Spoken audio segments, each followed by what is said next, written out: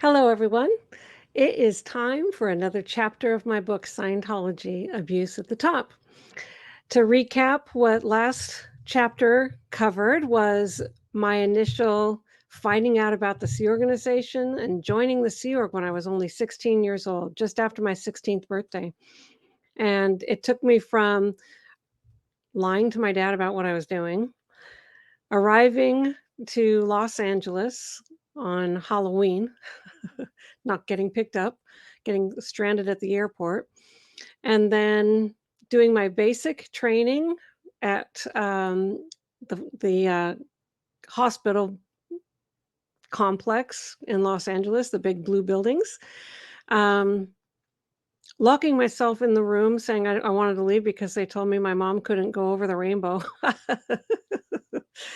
And then getting sent to Europe, Copenhagen, where I worked as the flag personnel procurement officer and traveled around, including to Paris at age 16 by myself, not knowing currency.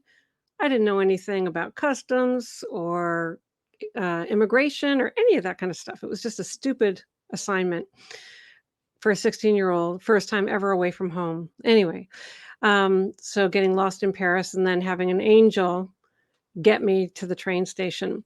One thing I forgot to mention, it wasn't in my book, and I remembered it when I was thinking about that whole episode, is when I got off the train, arriving back into Copenhagen from Paris, I had to walk from the train station to, it's called the Saxehus, is where the Scientology management was located on Saxebrogade.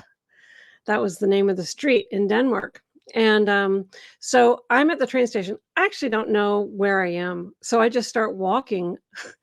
And I know that it's not too far. And I can ask somebody along the way, but it's nighttime. It's nighttime, and I'm walking the streets of Copenhagen. And the street that I walked down was called Easterbrogade. For anyone who knows Copenhagen, that is the red light district of Copenhagen. So here I am, long blonde hair, 16 years old, walking down the streets of Easterbrogade by myself at night. And I remember this person that I came across who was obviously a streetwalker who didn't speak English. I was trying to find somebody to give me directions to Saxebrogade. Anyway, finally I did make it home, but there was another adventure. I'd never seen a red light district before in my life. I grew up in a little town in Auburn, Washington. And anyway, so all these windows with people were doing their stuff in the windows. Anyway, I couldn't get out of there fast enough. My adventures as a 16-year-old. So now we're going to go into my next adventure. So again, I'm still 16. And now I've been sent to the Flagland base, and that's where the last chapter ended off. And so now we're going to go into chapter 3. All right. So I'm going to get it called up here. Bum, bum, bum. And I'll read it to you here. Chapter 3, First RPF Encounter. 16 years old. Shortly after my arrival to Flag, I met David Paul, a 26-year-old Sea Org veteran who knew his way around well. He answered a lot of questions, made sure I got on the payroll, and generally took me under his wing. David Paul had become a safe terminal for me. Okay, realize we call people terminals in Scientology, and I still hadn't gotten rid of that. David Paul had become a safe terminal for me at my new location in Florida. There were several hundred staff at the Flagland base, and I knew no one. The Sea Org has firm policy that you may not engage in any form of sexual relations with someone without first becoming legally married. There are strict penalties for doing so, namely being assigned to the Rehabilitation Project Force. After knowing David for only a few weeks, he asked me to marry him. Everything was happening way too fast for me, and I wasn't sure what I should do. I called home and told my mother that I had a new boyfriend named David and asked if I could have parental consent to get married. She was surprised since she knew I had just recently arrived to Florida and I was still only 16 years old. She said that I had to at least wait until I turned 17. Instead of waiting, we violated the rules of having no sexual activities out of wedlock. As someone was suspicious of us two spending a lot of time together, I was put in for a security check, confessional. Confessionals in Scientology are used frequently to keep members free of transgressions, as it is believed that only transgressions against the church or its members cause someone to become critical or wish to leave. I had to pick up the electrodes hooked to an e-meter, and I was asked several questions about David and my activities, meaning our activities. So this is the definition of the e-meter. We have a thunderstorm happening out there, so hopefully I'll keep electricity while I'm recording. An electropsychometer, e-meter for short, is an electronic device used in Scientology counseling that supposedly measures the mental state of a person, and various reactions of the needle on the meter dial indicate areas to be addressed with counseling procedures to improve one's state of mind. Now, supposedly is the key word there. It wasn't easy for me to tell the truth, but I did confess. At the end of the confessional, the security checker proclaimed, "By the power invested in me by the Church of Scientology, anything you have truthfully divulged is hereby forgiven by Scientologists." This had quite an impact on me, as I was unsure of what the consequences would be for my actions. I felt very relieved to be forgiven and thankful to the security checker for making it safe. Within an hour, uniformed security guards showed up to escort me directly to the RPF. A bulletin was published across the base stating what I had divulged. Shortly thereafter, David also arrived to the RPF. I mean, by the power invested in me by the Church of Scientology, anything you have truthfully divulged is hereby forgiven by Scientologists. What a freaking lie. You know, like they give you confidence to confess, and then they say that you're forgiven or whatever. I don't even think they say this anymore because you're not forgiven. But they did it this time and then had security on standby to escort me away.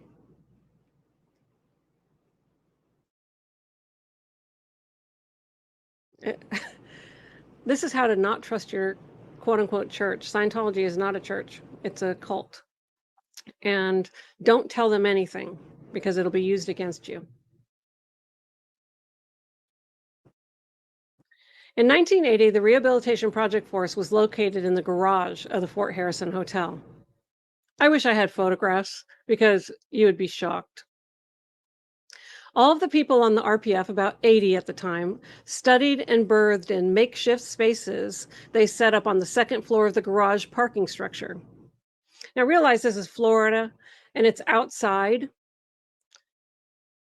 outdoors, even though it's a parking structure, it's outdoors. And it was such a makeshift setup. It was crazy. Oh my God, it's raining so hard outside. They had no birthing space available for me, so I was put in a paint storage room with a cot and given a sleeping bag. All of my personal possessions were boxed up and routed to me there. I remember some people would set up crates with a door laid across them as their bed, quote unquote. This was preferred over sleeping directly on the concrete. Yeah, and when you're in Florida, there's palmetto bugs and cockroaches everywhere, as well as spiders and mosquitoes. I was given a packet of issues to read about the RPF as my first action. I was informed that I needed to learn the rules of the RPF right away, as any violation resulted in instant punishment called rocks and shoals. Yeah, and people like to dish out rocks and shoals all the time. In these issues,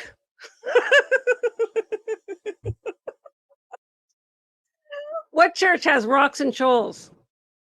Ugh. In these issues, I learned that you had to run everywhere you went, you wore black, you were cut off from all communications with other staff members and your family. Any correspondence was monitored by security, your phone calls listened in on, and letters opened and read. I also learned that if you talked back to a senior or failed to call anyone, men or women, sir, you were assigned a lap. There were different sizes of laps. A long lap was running up and down the full length of the parking garage. A big lap was climbing the back staircase of the Fort Harrison Hotel to the 11th floor and back. We also did a lot of sit-ups and push-ups for missing short time targets set on assigned tasks. You know, it's interesting, like Scientology has a time machine, that's what it's called. So we abbreviate that, as they do in Scientology, to TM. So your TM to get this done, which is time machine, your TM to get this done is 15 minutes. So if you don't get it done in 15 minutes, then you're on the floor doing push-ups, or you're on the floor doing sit-ups, or you're running laps around the parking structure, or things like this, you know. And they can just arbitrarily set a target that just doesn't make any sense, you know. Get it done in 15 minutes or you take a lap, you know, and then you just barely get started on it and 15 minutes have gone by. Or you just get all your supplies for it and 15 minutes has already gone by and you're just having to get punished all the time. Once I was slapped across the face for not climbing into a garbage can to compress its contents when ordered by the leader of my section. When I was, oh yeah, okay.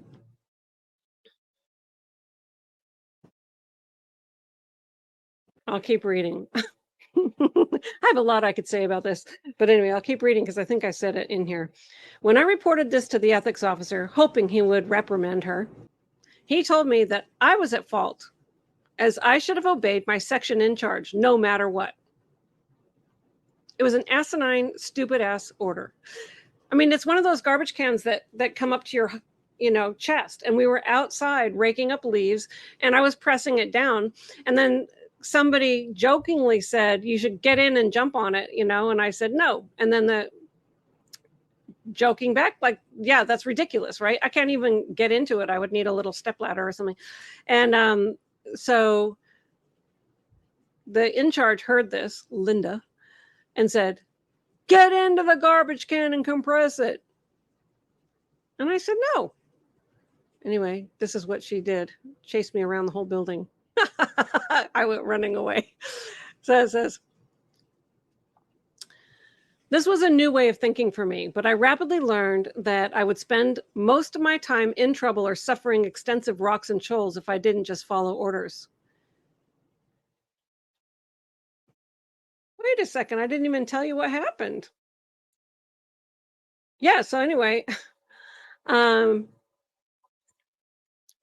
yeah, so when I reported this to the ethics officer, hoping he would reprimand it, he told me that I was at fault and I should have obeyed the section charge no matter what. Well, anyway, when I said no, she started coming after me, and so I started running away. And so I ran around the entire Fort Harrison, that block outside the Fort Harrison, and she was chasing me and chasing me. And I ran inside the garage to the ethics office, trying to find the ethics officer because this mad woman was chasing me. And when I got in there and I sat down to see the ethics officer, she came flying in and then slapped me across the face. And I didn't hit her back, thinking, see, look how insane she is. Well, anyway, I should have hit her. I don't know. Maybe not, but still, it pissed me off. And then I'm told that I'm at fault. Anyway, this was a new way of thinking for me, but I rapidly learned that I would spend most of my time in trouble or suffering extensive rocks and shoals if I didn't just follow orders. That's what they teach you, to be a robot and not fight back against authority. Even though there were about 100 RPF members in Clearwater at the time, I felt so alone and isolated from the rest of the world. David's RPF assignment was canceled only a few weeks after his arrival. He spoke 5 languages and was therefore urgently needed on a translations project at the time. He agreed to do that project only if he was permitted to marry me first and take a short vacation to visit our families. This was surprisingly approved. David's talents must have been vitally needed for something this unusual to be authorized. Yeah, this was highly unusual. You don't get married on the RPF. Well, he was off the RPF, but I was still on, and I was 16 years old, and he was 26 years old, and, yeah, um, and so I stayed on the RPF for a whole 8 months when he was off the RPF. Anyway, they approved his demand to get married and take a vacation. So here I am in the rehabilitation project force, and, I get married, and I'll show you pictures of that. And then we went to both, New Jersey to meet his family and Washington State to meet my family to let them know, "Oh, here's my new wife, and here's my new husband." Anyway, so let me show you some of the photos.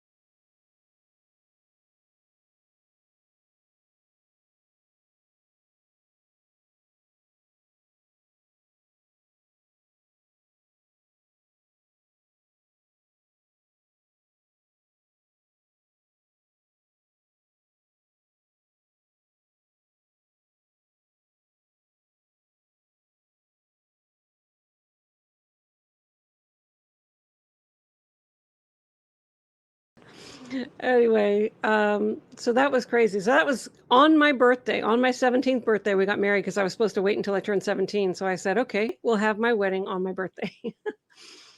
Um, on my 17th birthday, David and I got married, and we flew to New Jersey to visit David's family and Seattle to visit mine. Immediately upon return, I was routed back to the RPF, and David began his translations project. I was on the RPF for a total of 8 months. I wasn't making it rapidly through the RPF program at the time, as I was barely getting 6.5 hours of sleep, and in such a hot and humid environment, I was always physically exhausted by the time we began study at the end of the day. Eventually, I was reprieved off the RPF program. The bulletin covering my reprieve stated I was making slow progress due to being illiterate, and so I was supposedly incapable of doing the program properly. Yeah, whatever it takes, get me off of this thing. While this was untrue, I was just happy to be released from the RPF despite the bogus reason. I mean, I had a ninth grade education, you know, it's their fault, not mine. Oh, and I remember why they said that. We were having to do this, it's called Method 9 word clearing, where you read something out loud, and if you make any hesitation, you have to stop and find your misunderstood word, right? And I was having to read all this stuff I had no familiarity with, all these Hubbard bulletins about technical procedures, and this is my first time ever reading this stuff, and I didn't understand anything. The very title of the thing I didn't understand. Hubbard Communications Office, St. Hill Manor, East Grinstead, Sussex, title this, title that, all these different things, remimio. I don't know what any of this stuff means. And so I was having to take a lot of time to look things up. And so they just said I was illiterate and to get me off the RPF. Well, fine, whatever works. Uh-huh. When I came off the RPF, I was told that a new rule was implemented in the Sea Org that no one was allowed to own a television or watch TV, as it gave one pictures in your mind that could trigger off negative feelings. I didn't think much about it at the time, since we rarely had time for TV anyway, but in retrospect, I can see that the restrictions on no television and later no internet access were to prevent members from seeing any negative press about the church or its founder, L. Ron Hubbard. Heaven forbid some real facts could be discovered. Mhm. My first appointment after my RPF reprieve was to the position of Commanding Officer of the Flag Land Bases Communicator, COFLB's COM. Isn't that funny? This position is like a personal secretary responsible for all incoming and outgoing traffic from the executive and obtaining compliance to all orders issued. Not quite the post I expected after just being labeled illiterate. She was responsible for the whole Flag Land Base. Her name was Holly. She's an ex-Sea Org member and a wonderful, wonderful lady. Within a few months, the base commanding officer needed a deputy to handle all internal matters, and she selected me for this position. That meant I needed a replacement as her communicator. That's when I learned that my mother was soon to arrive to the FLB, meaning Flag Land Base, and she was my named replacement. Finally. Upon my mother's arrival to the FLB, she rapidly completed her Sea Org basics, so she was ready for a post assignment. I introduced Mom to everyone in the office and apprenticed her on the actions she'd be doing as the COFLB's communicator. We were so happy to be back together.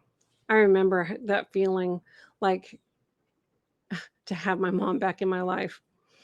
By that time, I was very familiar with the FLB, so I showed her all around and introduced her to the people I knew. My mom had an unusual situation, which is that her husband was not qualified for the Sea Org as per their issued requirements. Therefore, my mom and stepdad had to live off base. Yeah, just down the street. They rented a tiny place a few blocks from the Fort Harrison Hotel. Her husband worked at the Tampa Church of Scientology, which is a non-Sea Org organization. This was not an ideal setup, yet my mom wanted us to be back together again, so she was willing to compromise. Yeah, they can't do that nowadays with one person in the Sea Org and the spouse out of the Sea Org. But back in the day, it was accepted. One day, a Sea Org member arrived from over the rainbow with orders written directly by L. Ron Hubbard, the church founder, also known as LRH. I was assigned to assist him in the execution of these orders. And by the way, the person who arrived was Paul Grady, Janice Grady's husband. That's the first time I met him, and he told me all about his fiancée, Janice. I think I was 17. The orders called for removing every person responsible for managing the FLB estates organizations, stripping these people of all rank and rating, and reposting them in the galley where they were to remain until estates was manned and booming. There were 3 estates organizations at the FLB in 1982. Public Estates, responsible for the Fort Harrison hotels and its restaurants serving paid parishioners. Sandcastle Estates, responsible for the Sandcastle Hotel and restaurants. And Area Estates, responsible for all crew office buildings, grounds, berthing, transportation, and dining. Nearly every person in the COFLB's office was demoted into estates. They were not replaced. As my mother was new and not involved in the management of the FLB estates organizations, she was exempt and transferred to the FLB service organization, which is the FSO serves as the spiritual headquarters for Scientologists from all over the world who travel there to participate in religious services. Where did I copy this crap from? It is located at the Flag Land Base in Clearwater, Florida. This organization began in 1967 aboard the flagship Apollo, and the name was maintained as tradition when the land-based organization was established. They totally lied all about this place. Anyway, after the LRH orders were executed, I was promoted to the Flag Bureau, which is the middle management organization over all Scientology organizations internationally, also located in Clearwater at that time. I became the FLB Estates Management Chief.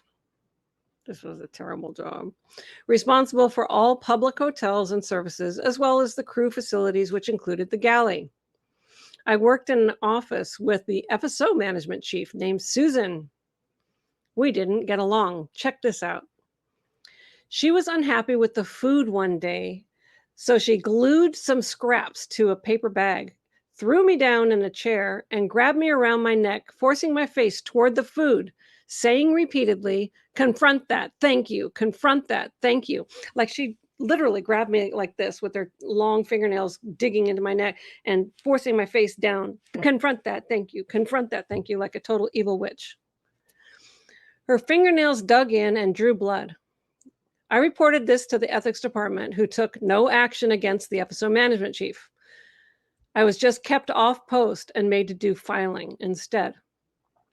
Within a few days, I heard that orders had come down from LRH, assigning the FSO management chief to the RPF for criminal registration activities that were taking place in the FSO, which she failed to handle. That's the first time I was happy to see somebody go to the RPF. Shortly thereafter, I was promoted to the Commodore's Messenger Organization, CMO.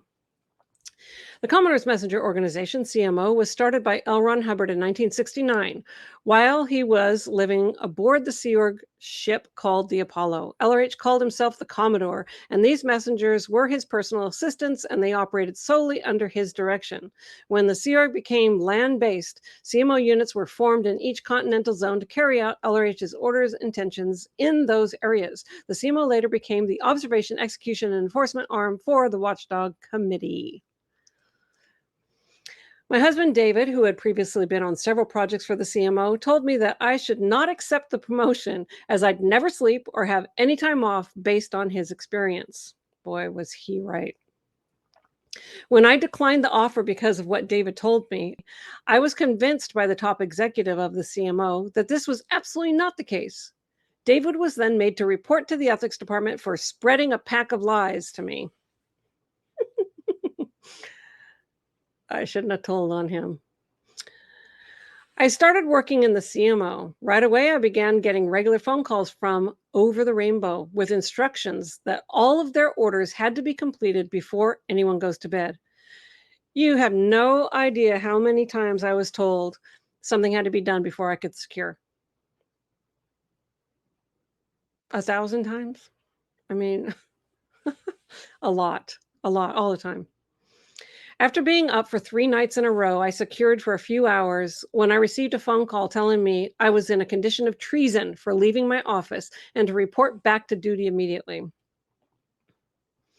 For the next 2 months, I didn't see my husband. I slept on the floor in my office for a few hours a night, showered across the street at my mom's place, and worked pretty much around the clock. I was getting phone calls directly from the Watchdog Committee, WDC.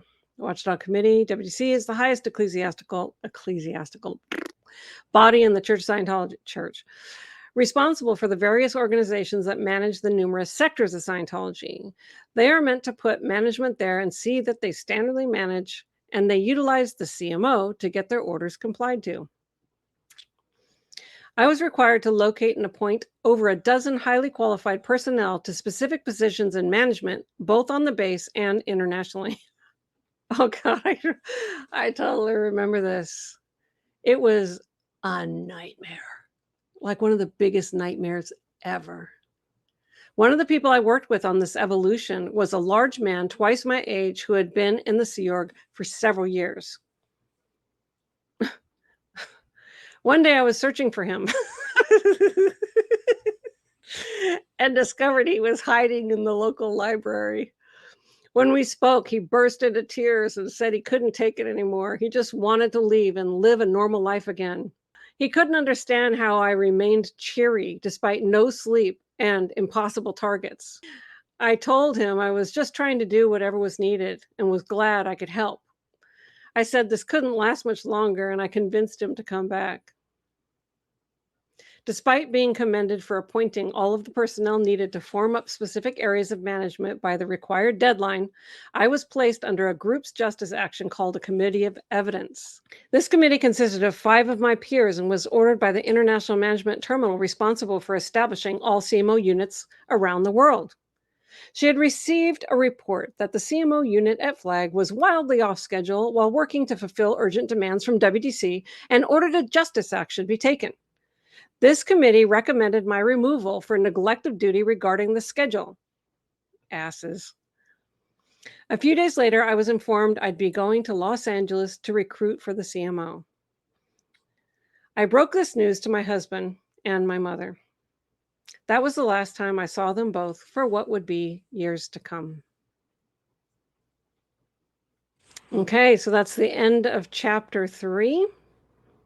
It ends with me going to Los Angeles to start recruiting for the CMO. Then begins another adventure. Okay, so I hope you enjoyed this chapter. Here where I got sent to the Rehabilitation Project Force and got off of it after 8 months for being illiterate. It's just so funny. Illiterate by Scientology standards, genius by regular standards. But anyway, so now, yeah, Man, Scientology will use you and abuse you and chew you up and spit you out. And that I have any brain cells left after everything I went through in Scientology is actually a miracle. Maybe I don't, I don't know. I guess I have some left. But anyway, thank you for listening, and I did it in a different format this time, because people were saying that they wanted to see more of me, so hopefully you could read the text okay to along with me. I'll have to replay this back and check and see that I could kept it in the center, so that you could actually see the text, but, anyway, I it's fun going back through these. I haven't read my book for a long time, so going back through this is pretty interesting to me, and seeing what I included in there and what I left out. And I'll try to, remember different details and stuff and include it in there and add little pictures and things like that to, you know, kind of bring it more to life. But anyway, until next time, bye.